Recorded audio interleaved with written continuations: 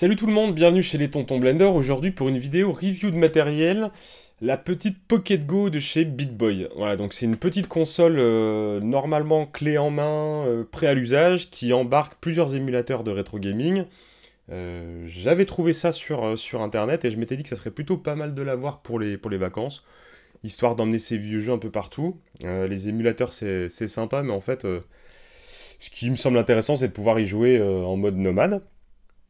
Et je me suis laissé tenter par ce produit qu'on trouve aux alentours de, si je dis pas de bêtises, celui-là j'ai dû le payer 38 € avec une carte SD de 32 Go incluse. Voilà, bon, on va le déballer, je ne l'ai pas encore déballé, je le fais en direct avec vous. Alors voilà donc la boîte de la petite console. On est sur une boîte très très réussie, hein, c'est qualitatif.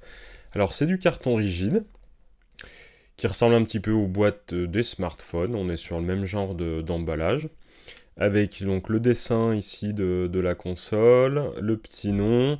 Et sur la tranche, on va retrouver les caractéristiques techniques de la bête. Donc support de carte SD, micro SD, avec des émulateurs GBA, Super NES, Mega Drive, Master System, PC Engine, NES, Game Boy Color, Game Boy, Neo Geo, MAM. Voilà.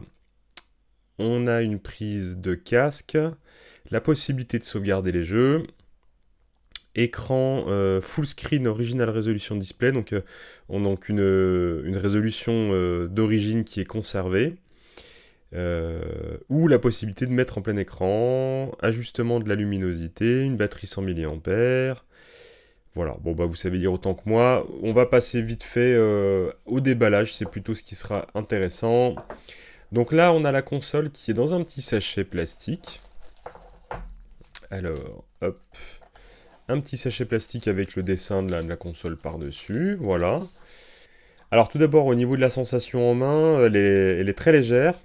Le toucher des boutons est plutôt agréable. On va enlever le petit plastique. Hop. Alors, on a ici, je vais faire un peu de mise au point.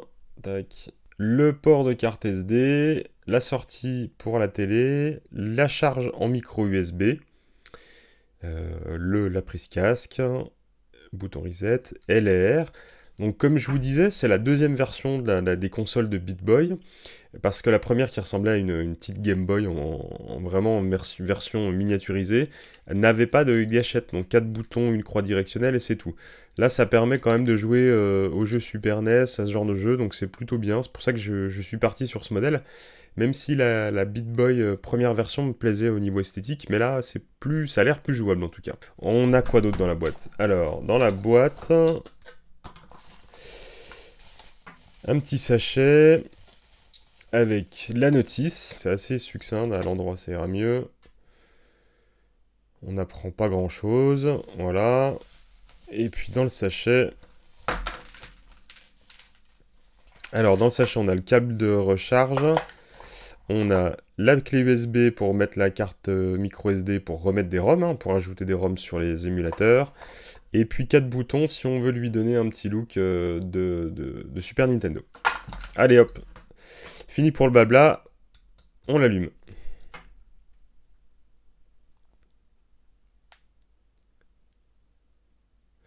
Donc là on a des lignes de commande au démarrage, ouais, c'est assez rapide. Et là on arrive sur l'interface avec les différents émulateurs. Donc Game Boy, Game Boy Advance, NES, Super NES. Bon, on retrouve ce qu'on avait dit, avec en plus donc de l'Atari 2600, du Lynx. PC Engine il y était. PlayStation 1, bon, je suis pas convaincu que les jeux marchent, on verra. MAM, Neo Geo. Voilà, on a aussi des jeux en émulateur DOS, WonderSwan, et ça boucle sur le début. Ici, on voit qu'on a différents menus, donc si je reviens au premier menu, voilà, donc là on a des petites applications, un explorateur de fichiers, un media player. Ensuite, on a donc les émulateurs. Ici, on a quelques jeux qui sont préchargés. Voilà. On a du Quake 2, des classiques. Hein, il y a Wolfenstein 3D, enfin ce genre de jeu. Et ici, configuration, on peut changer les skins. Et pour éteindre. Alors oui, détail très important, quand vous éteignez la console, passez ici et n'éteignez pas directement là. Si vous faites ça, vous pouvez endommager, ça a l'air assez fragile au niveau du boot, vous pouvez endommager les fichiers de boot, elle ne sait plus redémarrer. Donc bien penser à éteindre ici. Tac, bon, je vais le faire avec vous. Power off, elle s'éteint. Mais par contre, attention, elle reste allumée. Je ne sais pas si vous voyez là, au niveau... Là, vous voyez, il y a le petit bouton qui montre qu'elle est encore allumée. Donc, bien éteindre là, sinon ça bouffe toute la batterie. Et là, elle est éteinte. Allez, on la rallume. Et on va tester quelques jeux pour que vous puissiez vous faire une idée. Alors, j'ai l'impression que sur mon écran de retour caméra, il y a des petites trames là qui apparaissent sur l'écran. C'est complètement limpide hein, en vue normale. J'ai pas du tout ce genre d'effet. Donc, n'en tenez pas compte dans le test. On va essayer l'émulateur Game Boy. Donc là, on va prendre Game Boy. Donc il y a du Zelda, Metroid, Pokémon. Bah tiens, on va se faire un R-Type. Alors ça, c'est le petit détail que moi j'aime beaucoup. Le fait que l'écran soit vert. On a vraiment l'impression de jouer à une Game Boy en fait. Hein. Souvent les émulateurs qu'on trouve sont un peu gris ou voilà, c'est en noir et blanc. Et là que ça se charge directement en vert, moi ça me plaît bien parce que je retrouve bien l'impression que j'avais étant gamin quand je jouais sur ma Game Boy. Alors l'écran, donc c'est rétroéclairé, encore une fois sur la caméra il y a des trames et ça ressort très vert. Mais vraiment on a l'espèce de jaune-vert propre à la Game Boy. Et puis vous voyez là au niveau de la luminosité, même si je l'incline, hein, c'est quand même très très très bien quoi. Voilà. Bon bah le jeu se lance. Je suis plutôt mal installé derrière la caméra, donc je vais pas faire des miracles hein, en termes de gameplay. Alors, oui, si par contre, là au niveau de la sensation, vraiment, c'est pas désagréable. Hein. Bon bah voilà, je me suis craché, donc ça c'est fait. On va tester vite fait les autres. Hein, on va se faire quoi? On va se faire un petit Sonic. Celui qui avait du Sonic. Sonic 3, tiens, très bien. Le son est un peu saturé. Donc là, je vous ai pas montré, mais vous pouvez régler le volume. Voilà. Bon, l'image, elle est belle hein, quand même. Hein. Enfin, voilà. Moi, je suis assez content de mon achat. Alors, je sais pas si je vous ai parlé du prix, mais... c'est une console qui est à moins de 40 euros. Celle-là, j'ai dû la payer entre 35 et 38 euros avec une carte micro SD 32 Go. Et donc, vous avez vu, déjà, elle est toute installée avec les meilleurs titres, hein, certains des meilleurs titres qui sont déjà préinstallés dessus. Donc, c'est plutôt bien, clé en main, on se prend pas la tête pour cette somme-là. Voilà, bon, allez, un petit Sonic. Donc, ça rame pas du tout. Ce qui est surprenant parce que la console est vraiment légère, enfin ça, on aurait vraiment l'impression d'avoir une console cheap, mais finalement elle est vraiment correcte. Enfin, je dis léger, ça reste quand même, ça reste correct quoi. Donc là forcément, voilà. Bon bah le petit Sonic il est bien. Je vous propose de tester un petit Super Nintendo. Comme ça on aura fait un peu le tour des classiques. Alors ça fait toujours plaisir hein, d'avoir un petit Street Fighter sur une console portable comme ça. C'est quand même le truc, si si t'avais eu ça au collège, ta petite Super NES, ton Street Fighter dans la poche. On se met en turbo parce qu'on est des dingues. Alors là j'ai l'impression que l'image est un peu écrasée par contre. Alors, encore une fois, il y a des réglages de résolution. Là je découvre en même temps que vous, hein, donc...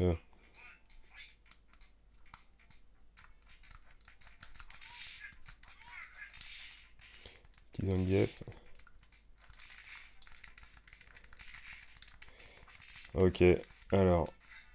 Qu'est-ce qu'on a au niveau des réglages? Display frame. Donc on peut mettre le framerate, full screen. Ah ouais voilà. Donc full screen true. Voilà. Voilà. Et donc là, bah voilà, on passe en full avec quand même des bandes en haut et en bas. Parce que je pense que la résolution ne doit pas être tout à fait la même. Allez, on va quitter. Et puis je vais juste faire un petit coup de Neo Geo. On va se faire un Metal Slug, hein. La base. Alors. Ok.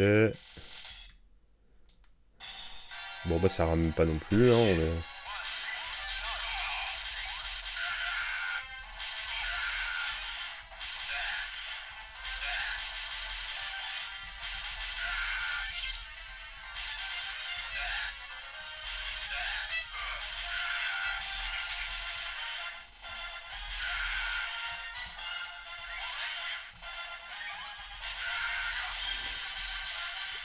Voilà, bon, je pense que voilà, il y a des petites soirées sympas en perspective. J'ai vraiment abusé sur le son. Je vais baisser. Alors, j'ai pas mis de ROM, hein. Comme je viens juste de la déballer, j'ai pas de ROM PlayStation sous la main, donc je vais tester ça. Je vous redirai dans les commentaires, hein, n'hésitez pas à demander, je vous redirai dans les commentaires ce que ça donne avec les autres émulateurs, hein, que ce soit l'Atari 2600, Lynx ou même le PlayStation du coup, parce que je pense que c'est ce qui va vous intéresser dans les commentaires. Bon, et ben écoutez, moi je suis vraiment conquis par cette console. Pour vous donner un ordre de comparaison, je vous mets à côté là, la petite Game Boy Micro, la Game Boy Advance Micro, hein, vous voyez, donc l'écran est beaucoup plus gros. On n'est pas... Voilà, c'est quasiment identique en termes de taille, mais l'écran est bien plus grand. Et en termes de résolution, c'est incomparable. Et là, par exemple, vous voyez la Game Boy d'origine. Donc sur la Game Boy d'origine, voilà, on a l'écran qui est quasi pareil, en fait, hein. Voilà. Et encore une fois, j'insiste vraiment sur la qualité de l'écran qui est assez bluffante. Donc pour moi, c'est un bon achat, je suis vraiment content. Gros coup de cœur. Bon, et bien voilà pour la review de cette petite Pocket Go de chez BitBoy. Pour moi, c'est le gros coup de cœur. Vraiment, je vous la conseille. C'est une bonne alternative aux consoles de Raspberry, Retroflag, enfin, le combo habituel. D'autant que Retroflag avait sorti sa console GPK en forme de Game Boy avec un écran rétroéclairé. Je vous avoue que j'aurais voulu l'avoir, j'ai pas pu. Elle est en rupture de stock, hein. 2 fois de suite elle est tombée directement en rupture de stock. Donc c'est pour ça aussi que je me suis laissé tenter par cette petite console, et finalement, bah, je regrette pas. On est sur une console avec une batterie rechargeable, contrairement au GPK qui lui marche avec 3 piles. 3 piles LR6, donc vraiment bien. Voilà, j'espère que vous avez pu voir un petit peu tout ce qui vous intéressait sur ce modèle. Moi je vous la conseille, vous retrouverez donc le lien dans la description. J'essaierai de vous refaire des petites vidéos comme ça, un petit peu de review, de coups de cœur que j'ai pu avoir au niveau achat des internets. D'ici là, passez du bon temps, abonnez-vous à la chaîne si c'est pas encore fait, et puis bah, laissez des commentaires. Je vous dis à bientôt, ciao ciao!